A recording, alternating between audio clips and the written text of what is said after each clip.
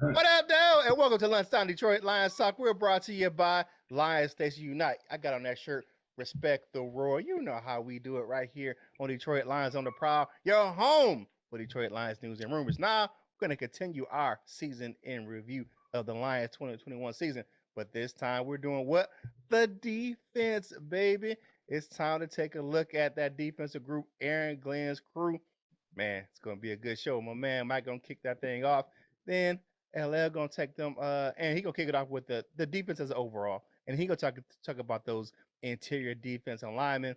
Kick it over to LL for those edge rushers and linebackers, and I'm gonna bring up the rear, talking about the defensive backfield because that's the last line of defense. So why not finish with the secondary? But before we get to all that, I gotta bring in the crew. Y'all know him. He is the only guy that can walk outside without a jacket at the North Pole because he's so cool. My man, LL Cool Tones. What's up, my dude? I didn't know where that was going. He said he's the only guy. But Wazam, Proud Nation, and good morning. All right, and y'all see him down there rocking that Scully with the fuzzy ball on top, man. Because, you know what I'm saying? He said that, he takes off and uses it as a speed bag because, he's a boxer. So, the boxing pride of Jackson, Michigan, Mr. One Hit a Quarter. Say it with your chest. Who? Coach Jones. Who is Coach Mike Jones? What's going on, Lion fans? Let's get this thing started. Right now. Let go. Detroit Lions talk, baby.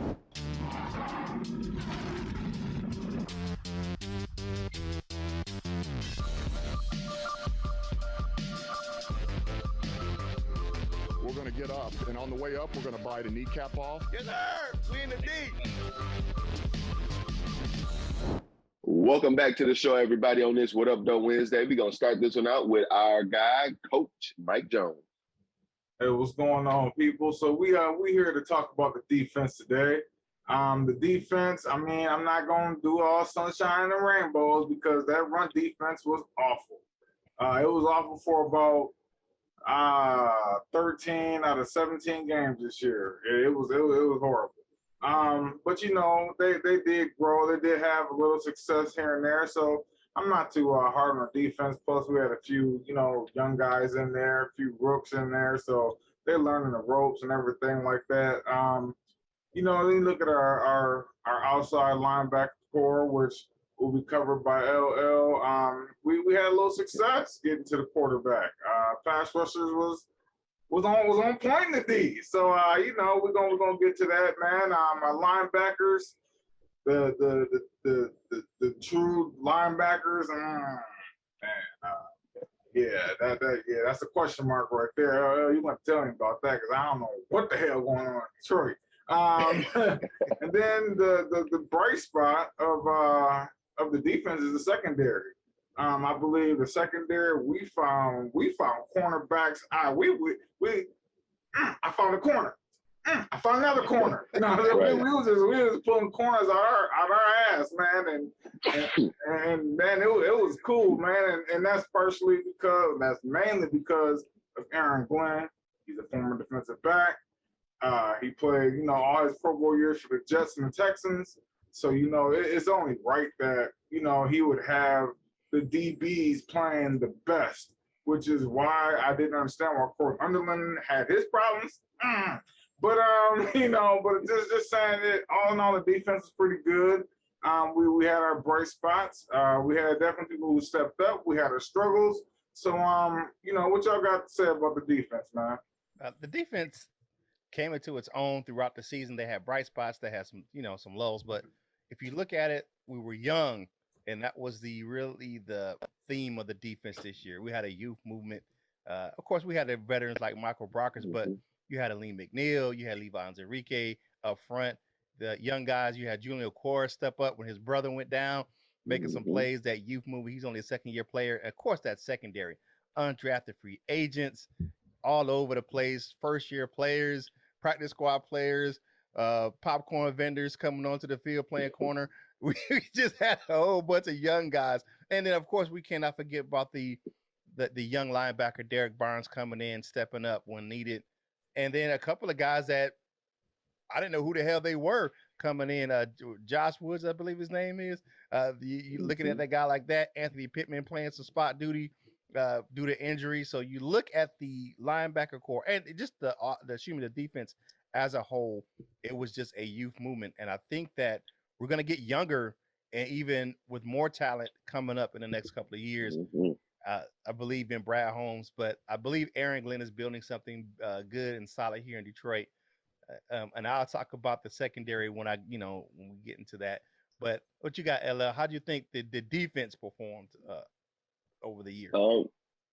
Well, just to follow the theme of injury and youthful players getting an opportunity. This was a year of opportunity here in Detroit on both sides of the ball, especially on defense. I don't know if he said it yet, but the number of corners that we've played, I won't disclose it, but we played a whole bunch of cornerbacks. That's just cornerbacks, not defensive backs, but just cornerbacks. So, and be able to hold it together as they did, be it as they may, however you may look at it. You maybe think, oh, that's what you call holding it together. It could have been a whole lot worse, in my opinion, and probably in others. But I think that's all a testament to our defensive coordinator, that's Aaron Glenn. And that goes to show that, other teams are reaching out to speak to him. Even though I asked, like, can we deny some of these teams requests to interview him? So it's obviously something to build on here in Detroit, and Aaron Glenn is right in the middle of it. Yeah, I don't think that'd be a good look for us. I mean, just to be honest with you, the way that the Rooney Rule is going right now, and the push for diversity in coaching, you don't want to deny you don't want to deny minority. Right. I'm not saying that you can't do that. I feel you. But we want to keep him. I want to keep him too. I want to keep him too, and I don't think he's ready to move on.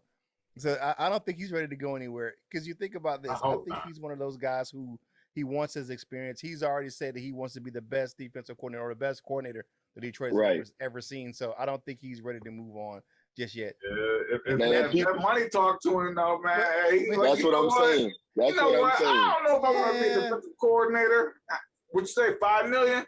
Hey, let me get my press conference ready. Well, actually. Well, here's my thing, though. I mean, he seems now. I'm not saying that I know this guy. I can't say that I know him personally. I don't know Aaron Glenn from a cup of water, but I think that he's one of those guys who wants to be prepared to do something. I think he wants to be one of those guys who I don't want to rush into anything because I want to be prepared to the best level of my ability. So I don't think I'm ready to be a head coach.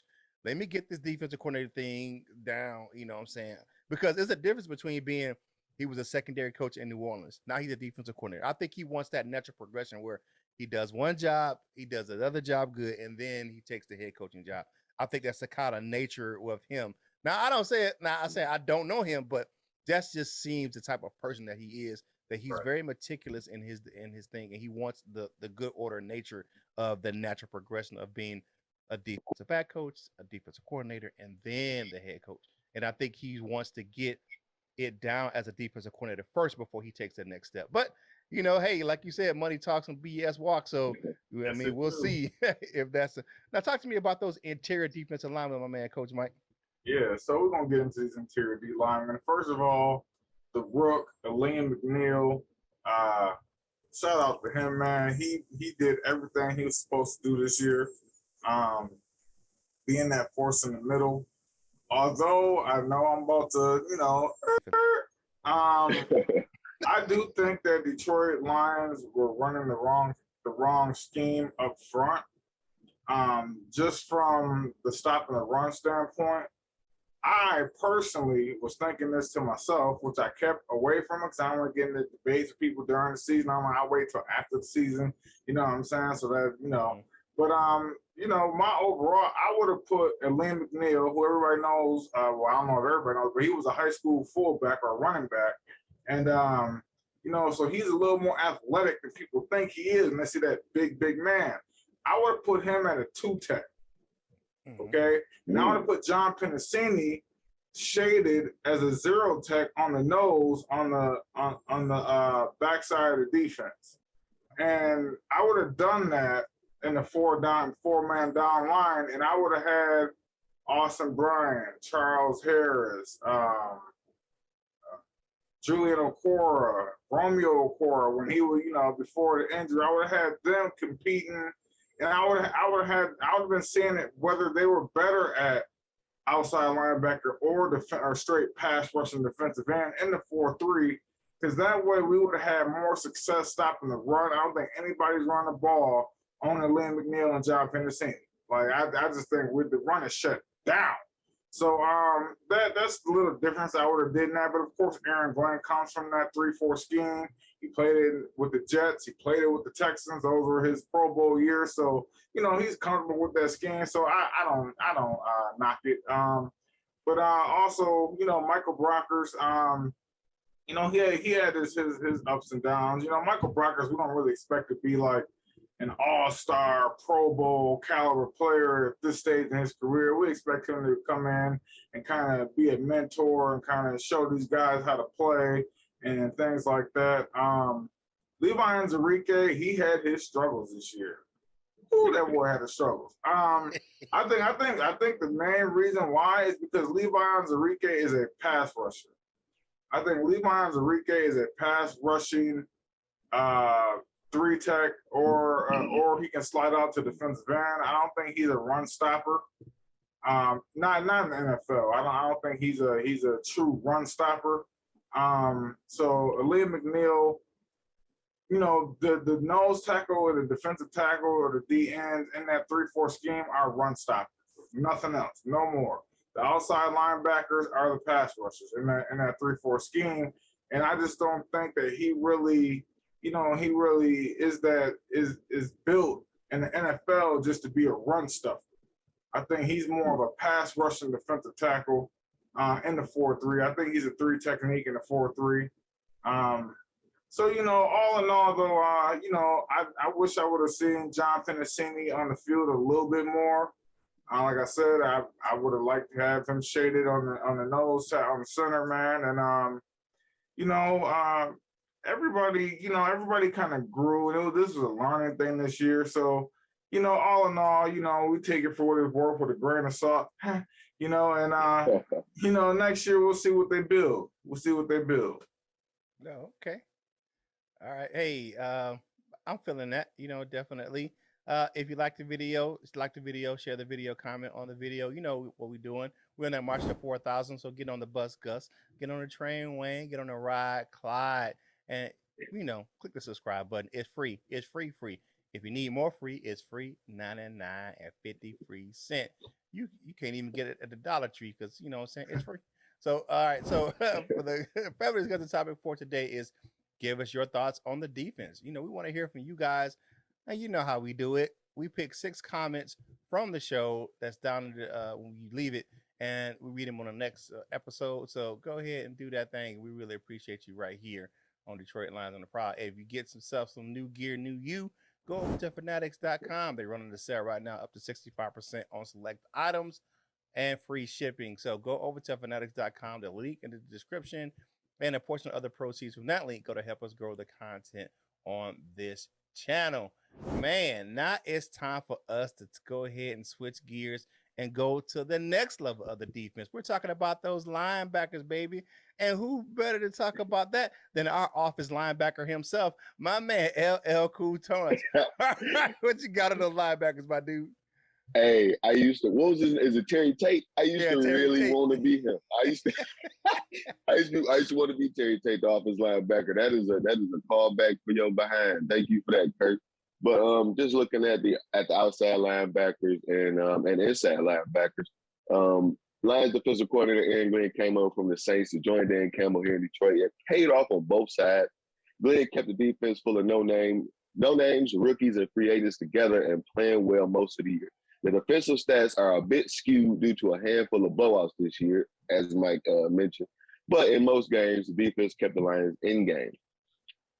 One area the Lions need to improve on is getting pressure on the opposing quarterbacks. The Lions ranked 30th in sacks this season and a top 2 pick with 2 defensive end prospects at the top should help them, or should help us rather, as well as players returning from injury. Speaking of those, we lost our sack leader from last year, Romeo Okora, to a knee injury, but stepping up in his absence, we end up having 18.5 sacks from our outside linebackers. That includes Team lead 7.5 from Charles Harris. Julian Okora with 5 of them. Austin Bryan with 4.5. Trey Flowers with 1.5. And I don't know if he's on our roster as an outside linebacker, but I'm gonna mention his name. And that's Jesse Lemonnier, if I'm pronouncing that correctly. Yes, he's an outside linebacker. With 1.5 sacks as well, to add into there. We found a diamond in the rough with Charles Harris, and to quote our guy Mike Jones, "This a blessing in disguise was our injuries. A lot of guys got opportunity to get a chance to play. Charles Harris and Julian Okora being a couple of them. Jeremy Reeves, looking at the inside linebackers, Jeremy Reeves-Maven was 3rd on the team with 82 tackles. 145 combined tackles from our other middle linebackers, being Alexander Zaloni with 78 and Derek Barnes with 67. So all in all, the numbers were what they were. I believe that with more time with this coaching staff, and as some people even predict with a little bit easier schedule, next year the numbers should look a little better, and our defensive numbers should improve. What do we got next, Curt? Yeah, Jalen Reeves, maybe. I don't know who the hell Jeremy. Oh, my bad. I said because I put JRM up. Because I put JRM up there. My bad. Jalen Reeves, maybe. Sorry. Jalen Reeves, man. I was like, who the fuck? I ain't know Jeremy. I don't know Jeremy. No, I don't know that dude. No, I'm just playing with you now. But if you want to check us out on more content on different platforms, go over and check us out on Lions Nation Unite, man. You know who we are. We are Detroit Lions on the Prowl. You're home with Detroit Lions news and rumors. I'm having some fun with LL. You know, it's all. Hold on, man. Hold on 1 second. What you one got? Second. He said his mom named Jeremy. I'm calling Jeremy. If I had to put his real name up there, if I would have put JRM, I wouldn't have been so looking to say so Jeremy. Yeah, I get you, Jerm. Held it down for us. Hey, like I said, if you like this content, follow us over on Lions Nation Unite. Your one-stop shop for the ultimate virtual hangout for Detroit Lions fans. And then you can follow us on different platforms. Just make sure you follow the crew if you want to, get some behind the scenes things from us, or just check us out on different platforms. Make sure you follow us on your favorite social media platforms. All right, so now it's time to take a look at this secondary, man. Hey, that Lions secondary started the season with a few veteran players. We had Quentin Dunbar, who played pretty well out in Seattle, and Corn Elder. But neither one of those guys made the active roster. The biggest addition to the defensive backfield was not a player, in my opinion. It was a coach. Dan Campbell and Aaron Glenn brought in Rams defensive back assistant, and he's a Flintstone baby like your boy Curt Steele, R.B. Pleasant, to coach the secondary. Pleasant was one of the architects that made the Rams one of the best pass defenses in the NFL during that 2020 season. Just ask the Cleveland Browns, because they got half of that doggone pass defense over there this offseason. Earlier in the season, the 2020 number 3 overall pick, Jeff Okudah, I know how he did. He was due to have a bounce back sophomore year, but he suffered that Achilles injury in the first game of the year versus the 49ers. But guess what happened? Amani Oruwariye took up the mantle as the CB1. He led the team, and he was top 5 in the league with 6 interceptions and 11 passes defended during the season. But guess what happened? He got hurt after suffering a broken thumb and missed the final 4 games of the 2021 season. The Lions secondary has some big performances from some young players. Undrafted free agents, A.J. Parker, the phenomenal one. And y'all know him, man, the pit bull. Jerry Jacobs made some noise all season long, but both spent some time on the shelf with injuries, with Jacobs' season ending 3 games early with a knee injury. Okay, are you sensing a theme here? Okay, now a couple of safeties made that switch to corner out of necessity, with some success at times with Bobby Price and Will Harris lining up at cornerback in spot duty. But, they had some burnt toast days as well. We saw them getting sliced and diced all up down the field, but they played good. Now, a few cornerbacks were brought in at the end of the season to help field a full team, with Mark Gilbert and Savion Smith joining the team. 3rd round draft pick Ifeatu Melifonwu played well when he can get on the field. A thigh injury caused him to miss the majority of the year. Good Lord, boy, how many? You know what we did? I know Ella talked about this earlier. We played 10 count them, 10 cornerbacks for the Lions play in a game this season. That's a lot of rotation with injuries. Now, safety was one of the healthiest positions on the entire roster for the Detroit Lions. Tracy Walker and Dean Mahler got most of the snaps on that back end of the defense. Both of those guys played in at least 15 games this year. Now, Will Harris, he played the entire year, but he struggled in coverage as safety. But here's the puzzling thing. He played okay at corner, but he struggled at safety. I don't understand that. How can you be good at coverage as a corner, but you sucked at safety? It is mind-boggling. But Tracy Walker had one of his best years as a Lion. It ain't having to be coincidence that it was a contract year, right? He flourished in Eric Glenn's system. Walker led the team with 108 tackles. That included 3 for loss, and he had a sack and an interception on the season. Now, safety will be a point of emphasis this offseason. Walker is a free agent, and he needs a better player to complement him if he stays in the Motor City or not. Whatever happens, they're going to need some safety help back there on that back end of defense. So Brad Holmes is going to have to address that this year. The Lions finished with the 24th ranked defense against the pass this year, but has a young core, and that could become one of the top secondaries in the league as they add more talent going forward. That young secondary is one of the bright spots on the Detroit Lions the whole year. They just had player after player after player just rotating in, making plays. Jerry Jacobs, AJ Parker. I mean, it just was one of those things where it was the next man up all season long at the cornerback position. Dean Marlowe played okay this year. He had some spots where he struggled some, but Tracy Walker, I mean, especially that back end of the season, that dude was laying the wood. He was making some big hits, coming up with an interception. I think that he found his niche playing in Aaron Glenn's system. I think he said it at the beginning of the year, like he was excited to play in this system under Aaron Glenn because it went back to his roots. I think that's a similar system he played in college down there in Louisiana Lafayette. So all in all, the bright spot of the year was our secondary and the defense. And to me, I know you guys say it was Aaron Glenn, but I think Aubrey Pleasant was one of those guys that definitely going to be a future coordinator. He's going to be a future head coach. You listen to this guy talk and the way he teaches the game, I can understand why the Rams had success and their Lions had success in defensive backfield just because of Aubrey Pleasant and the way that he coaches the game. I like Aubrey Pleasant, not just because he's from Flint, but I like the type of coach he is. And my man out there in LA, Jalen Ramsey, said he is one of the best defensive backs coach he's ever had. So you think about that from a perennial all-pro cornerback saying that about a coach. Hands down, that's one of the best things I've heard all year. But hey, if you like this content, like the video, share the video, comment on the video. This is one of the things. All that helps us get this content to more Lions fans just like yourself, and it helps us with this YouTube algorithm because and we like being your home for Detroit Lions news and rumors right here on Detroit Lions on the Prowl, man. And if you want to get yourself some Prowl Nation gear, go over to lionsontheprowlshop.com. Get yourself a What Up Doe shirt for What Up Doe Wednesdays. If you want to rock that on your What Up Doe Wednesdays. If you want to rock a kneecap biter shirt. If you want to rock a Hawkamania shirt, go over to lionsontheprowlshop.com and get that thing going. And we're going to have some big announcements about some of that gear. It's going to kind of change a little bit, but working with Val behind the scenes, and we're going to be bringing you some updated gear here real soon. All right, so now it's time for us to do one of my favorite things on the show. It's time for us to do what? Zip our lips and see what you had to say about yesterday's show. It's time for the comment cards, baby. First up, we got Brian Stover, friend of the show. He said, I agree with LL 100% on golf. These fans that now like golf will probably get what they want. Golf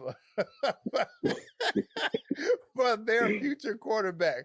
And later they will regret wanting him to be the quarterback here. I think Goff he says Goof. I'm sorry. I think Goof will play just barely good enough for the coaching staff to be fooled into not drafting a franchise quarterback in 2023. That will be the regime's downfall. Wow, that's very glass half full. But I don't know. I think it's going to depend on how he plays this next year, Brian. This is in my opinion. But, we'll see. I like that comment, but I don't agree with it totally. I definitely think he out of here in 2023. Mm-hmm. But RB Jackpot said, thank you for that, Brian Stover. RB Jackpot said, hello, Lions family. I was thinking of Jim Sunday. Why you give me that comment, Kurt? You want everybody to see me crack? You already know, man. Shout out to the boy Jim. Yeah, definitely. Yeah, man. Lyle Show says, looking forward for big and better things next season. I think the players have fun with trick plays and fans too. And yes, we do, man. It was always good to see, them mix it up a little bit and throw a little hitch in the other team's gear, man, with the trick plays. They're like, oh, wait a minute. Yeah, yeah. Right. Yeah, that razzle dazzle was some good stuff, man. And here's my thing. They executed it with backup players. Half the time, teams can't execute those type of plays with their starters, but they executed it with backup players. So you can see how the coaching staff really adapted to this team. King SJ, friend of the show, he says, I'm hoping that we see consistency and discipline from our offense next year. I think so too. Things did improve as the season went on, and I understand that bad games happen, but next year is going into games. I just don't want to be worrying which offense shows up that day. See what Goff brings next year, but I'm not ready to commit to him long term. And I agree with LL. No to hard knocks. The only thing I had to say about and kind of that thing with Goff is that they kind of coach to his strength, and when you coach to somebody's strength like they did kind of in LA, running the ball, play action, he's going to have success. But I think the quarterback that they want, even Dan Campbell said this at the beginning of his regime, he wants a quarterback that can run and has a big arm. And Jared Goff is not the quarterback that can run and has a big arm. So I agree with LL. I don't think he's going to be here past the 2023 season. But we can get rid of that contract. Yes, sir. Jay Scott, if I'm saying that right, said, I hope Goff works out simply because it makes us look brilliant in the Stafford trade. Why you give me this comment? This is why you do that, Kurt Wednesday. But and allows us to use high picks on potential cornerstones. Drafting QBs is a crapshoot with more misses than hits. Please believe if we draft a quarterback and he doesn't ball out within a couple of seasons, fans will turn on him quicker than Joy Harrington too. Detroit loves to hate some QBs.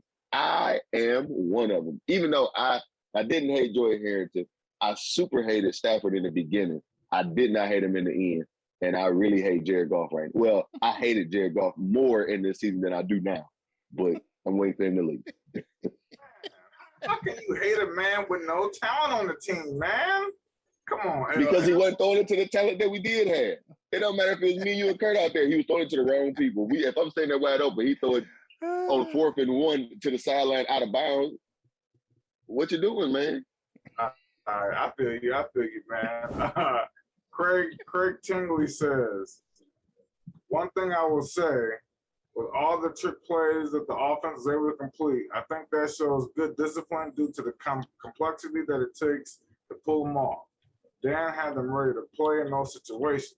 By the way, I am from Jackson, so shout out to Coach Jones. Never met him. Okay. Yeah, what's up, man? I don't know you either, Craig.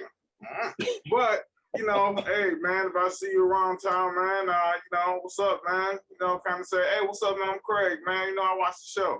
Okay with that. Yeah, absolutely. Thank everybody out there for your comments.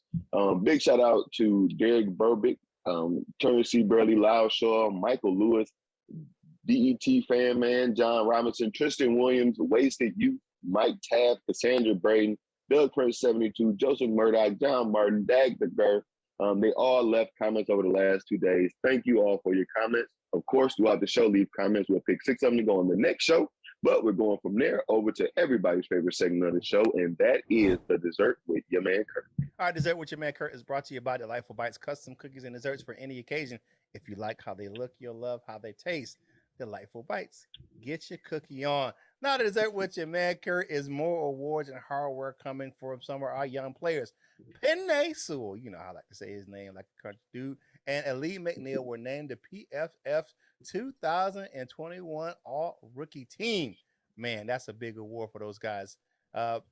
Actually, Penei Sewell was the highest rated rookie when he played at right tackle. So that was when he moved over there to the right tackle side. He was the best rookie in the league at tackle. So you look at that, big ups to him. And Lee McNeil came into his own that second half of the season, definitely doing his thing. The guy that you think is missing on this list is Amon-Ra St. Brown, but he had a slow start to his season. So you look at the three guys that went ahead, the big names that went ahead of him, they made the all rookie team. You had Devontae Smith, Jalen Waddle, and of course Jamar Chase making the all rookie team. If he would have had a faster start to the season, the play caller would have been right, and Jared Goff would have thrown the damn ball. He probably would have been on this, because you think about how slow his season started, and he still almost had 1,000 yards receiving. On that this was the second half alone. Think about those 6 games where he just went bananas. So you look at that.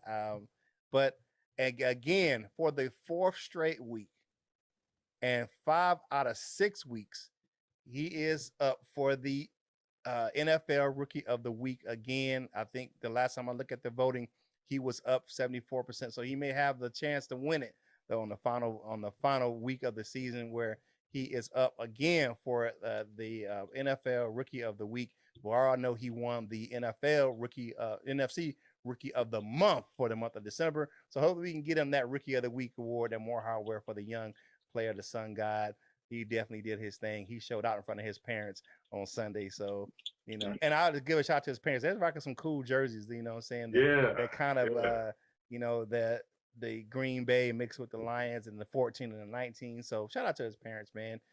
They raised some talented young men and some cultured young men speaking like 3-4 different languages. And, these guys are, they're smart and they're athletes and they're just good guys. So shout out to the Sun God for getting nominated again for Rookie of the Week in the league. So now it's time for us to do what?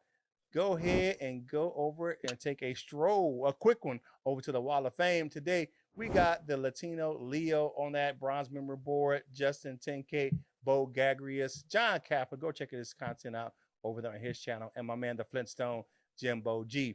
And the silver members, we got Shannon Peck, John Martin, the Batman of the 313, Big Nomus J, and Go Lions. In the gold members, we got Michael Huck, Larry McQuiston, Bob Korowski, the Tornado, Just and the D, and y'all know who it is, the Doctor, Dr. Detroit. He is always in. And the gold members meeting will be today at 3 p.m. So go ahead and make sure you go ahead and get yourself ready for the gold members meeting. The link will be in the community tab. So to become a member of the Wall of Fame, click the join now button down in the description. Now it's time for the final thoughts on the defense this year. LL, you up first, my guy. Well, of course. Thank you for that, Curt, on this What Up Though Wednesday. I haven't said it all week, I don't think, but of course, when you're out there, be kind. But just a quote from Tracy Walker, and this kind of maybe symbolizes everybody's thoughts on Aaron Glenn and what we're building here in Detroit. This is a quote from Tracy Walker. It says, because of the Detroit Lions, everybody underestimates us because of the past history. But this is a new team, this is a new foundation that is being built here. I like that. I really hope that he wants to be here. I would like him back here. I said at the beginning of the season, some people was like, well, Tracy Walker, I don't know. But, hopefully it'll be around for whatever is when we start winning, hopefully it'll be around. Right. Yeah, man. For me, man, my final thoughts is I hope we get that linebacking core together. I think that should be something that we go probably second, first round pick. The linebacker, maybe the first or the second round, maybe that second round pick on the linebacker. I think, downhill linebackers filling holes, I think was kind of the problem early on in the defense of stopping the run game. But, it's growing, man. They're growing. The team is growing. It's a new philosophy, new scheme. We switched to the, all the defense and everything like that. So I think everything is a bright future moving forward for the defense. The secondary looks They look like they doing their thing back there with Aubrey Pleasant, man, Aaron Glenn. So just all in all, I hope they build on the performances this year, the learning experiences. I just hope they get better for the future. All right. My final thoughts for today's show. You know that seatbelt crew back there, they be locking people down. So yeah, that secondary is definitely doing this thing. And here's some food for thought. With Romeo Okwara coming back, Julian Okwara coming back, they want to bring back Charles Harris. Do not be surprised if the Lions do not draft one of the defensive ends in the first round. I'm telling you right now, don't be surprised if they don't pick a defensive end. I look at LL's face. Here's my thing. You got Romeo Okwara coming back, Julian Okwara, and Charles I understand. Harris. Don't be looking Austin around Bryant. crazy if they don't go with one of those top 2 defensive ends in the draft. Curt, he gonna say Austin Bryant. I don't think he's stopping nobody from drafting. I didn't say Austin Bryant. I didn't say No, Austin he did.